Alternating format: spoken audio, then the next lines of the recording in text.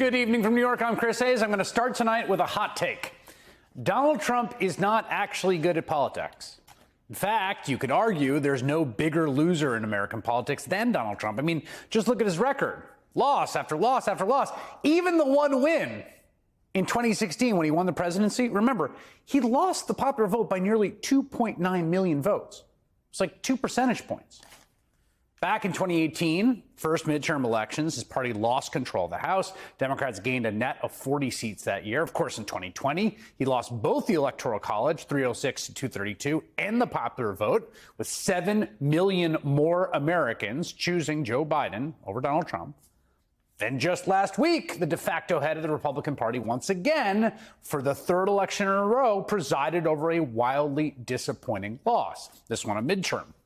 Democrats will retain control of the Senate, and Republicans will take the House by a tiny, tiny sliver of margin. So whatever political pull Donald Trump may have once had, it does seem clear it's just no longer working. Of course, that's not stopping the ex-president from launching yet another bid for the White House from his exile at Mar-a-Lago last night. It was largely the same old nonsense, the same shtick, not a lot of new material. Rigged election, fake news, making America great again.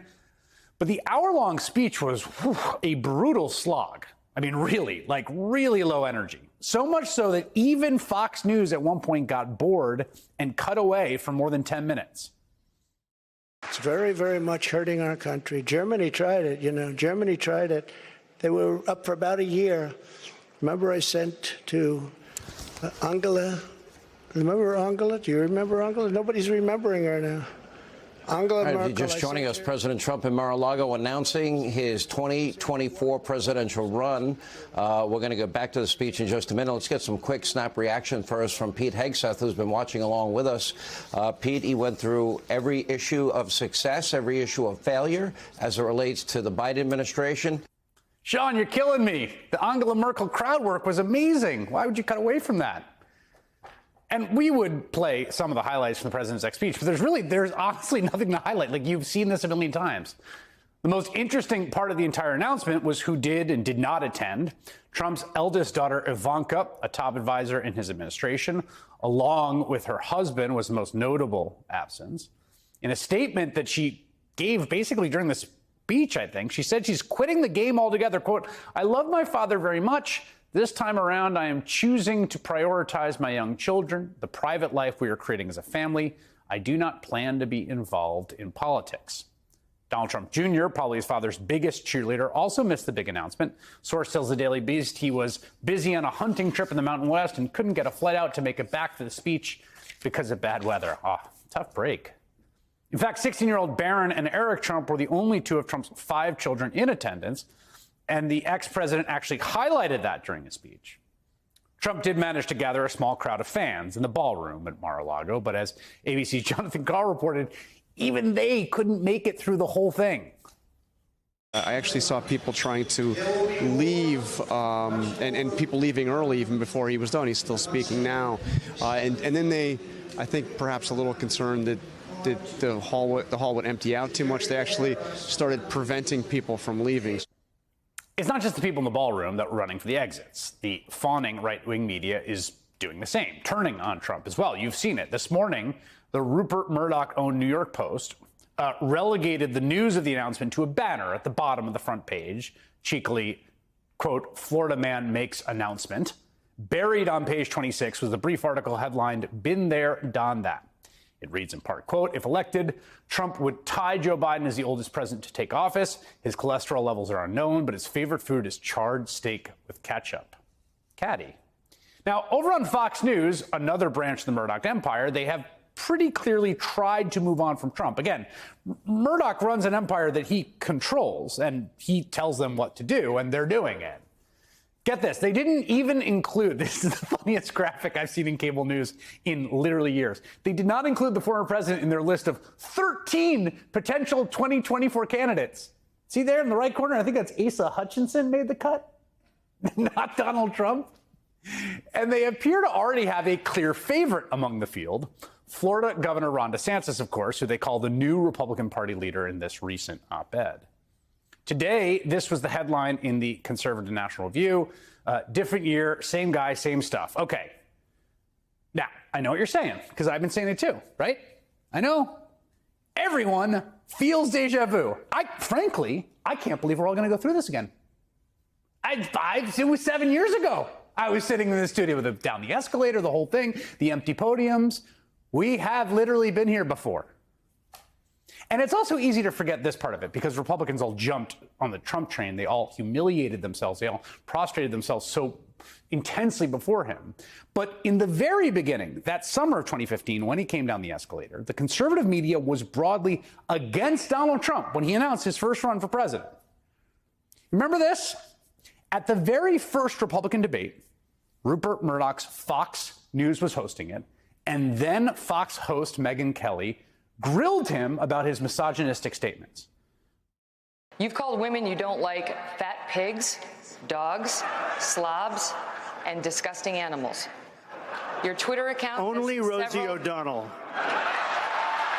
You once told a contestant on Celebrity Apprentice it would be a pretty picture to see her on her knees. Does that sound to you like the temperament of a man we should elect as president? God, that seems like another lifetime, right? You could hear the crowd laughing. It wasn't even going the way Murdoch and Kelly, I think, wanted it to go in that moment, because the Murdoch machine very clearly intended to take Trump down the last time. And it didn't work. The crowd was like, yeah, we love that. Calling them fat pigs. Woo! And once he started winning, the only calculation that Rupert Murdoch and Mitch McConnell and every other Republican leader was making was whether or not Trump would help them gain power. That's it. They never had or cared about any moral red line he might cross, how it would reflect on them, their eternal souls, the judgment of history, yada, yada, yada. That's true even after he tried to overthrow the government on January 6th, led a violent mob to the Capitol that chanted, "Hang Mike Pence." None of that mattered or matters. Mitch McConnell said it very plainly in an interview earlier this year. You said Donald Trump's actions preceding the January 6th insurrection were a, quote, disgraceful dereliction of duty, and that he was practically and morally responsible. Well, as the Republican leader of the Senate, it should not be a front-page headline that I will support the Republican nominee for president. After you've said that about him, I think it's astonishing. I think I have an obligation to support the nominee of my party. Okay. So the only question about Donald Trump that matters to Republicans, to Rupert Murdoch and the conservative media and all that is whether he will hurt or help their quest for power. Does having Trump on their team help them in their ability to cut corporate taxes or not? That's it. 7 years ago, they thought he was going to hurt their chances to cut corporate taxes. But then he won in what was essentially a fluke election, where again, he lost by nearly 3 million votes. Republicans, and arguably everyone, overinterpreted that fluke and just hitched their ride to Trump. He's the future. He's our political messiah. Well, now they have basically lost 3 elections in a row. It's like sometimes they'll call up a young rookie in the major leagues, like the first game, they hit a homer. The first week, they're incredible. And then it's like, after a while, it's like, oh, they can't hit a curveball. That person can't play in the major leagues. They're actually bad at baseball.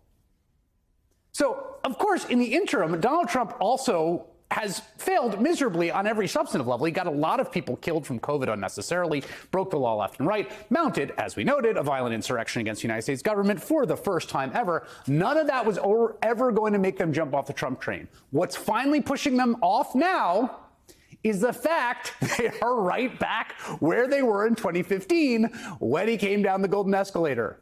Everyone thought he was a loser who would be bad for the Republican Party's quest for power. Now, 7 years later, the question is, can they do anything about it this time?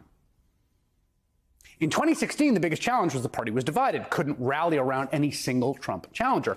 Now they have Ron DeSantis, a candidate they are already trying to get the whole party behind. And Donald Trump is not doing himself any favors by running on the same old nonsense. Just listen to his former senior advisor, a guy who was recently convicted on 2 counts of criminal contempt of Congress for refusing to comply with the subpoena from the January 6th committee. Wait to the House of Representatives next year when we have a real J6 committee. And we're going to adjudicate. Oh, no, we're going to adjudicate all of 3 November. We can't. We're not really going to believe 100%. You seriously 100%. think it was a stolen stuff? I 100% know it's stolen. People stormed the Capitol over dude. These are lies. That was not by Trump. That guy there in his 2 shirts with his 2 convictions, 2 years later, They got the same tired shtick. It feels like it was already a washed-up campaign before it even began.